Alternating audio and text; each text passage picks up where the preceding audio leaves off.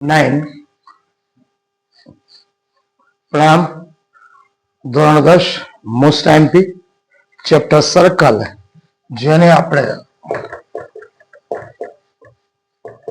વર્તુળ કહે છે.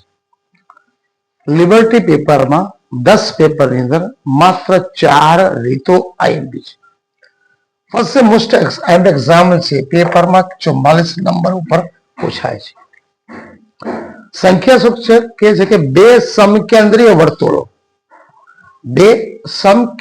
વર્તુળોમાં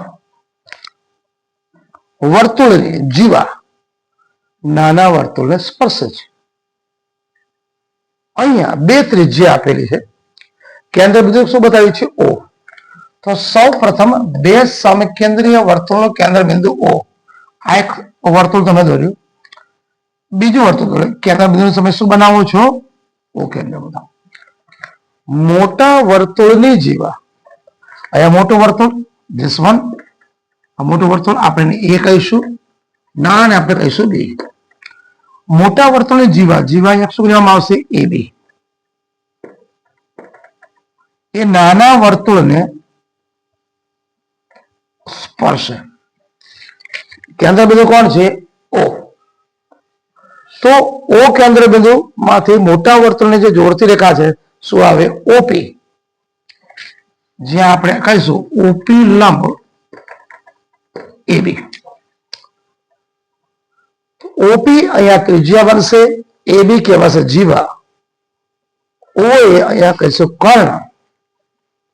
OA કર્ણ જેની વેલ્યુ છે 5 સેન્ટીમીટર, OP કેટલા છે? 3.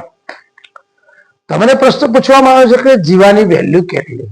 એનો મતલબ કે તમારે AP બરાબર શોધવાના. તો OP ત્રિજ્યા 3 સેન્ટીમીટર, OA ત્રિજ્યા 5 સેન્ટીમીટર.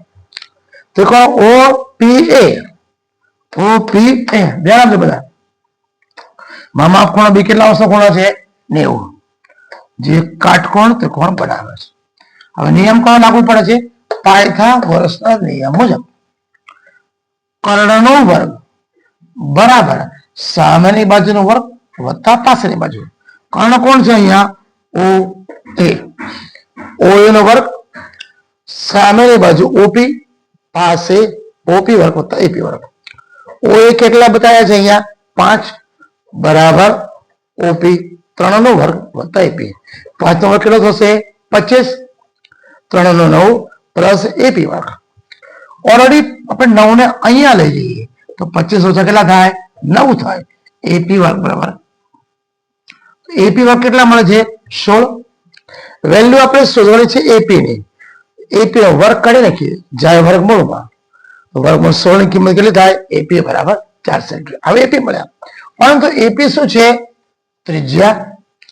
આપણે શોધવાનું છે AB જીવા. AB માટે AP બરાબર 2 ગુણ્યા AP, 2 ગુણ્યા ત્રિજ્યા, 2 ચોક 8. AB બરાબર જીવા કેટલા સેન્ટીમીટર મળશે? 8 સેન્ટીમીટર. આમ આ દાખલો બે સમકેન્દ્રીય વાળા વર્તુળનો અહીંયા પૂરો થાય છે. It is very important. Liberty ના 10 પેપરમાં 6 દાખલા આ અલગ અલગ રીતે આપેલા છે.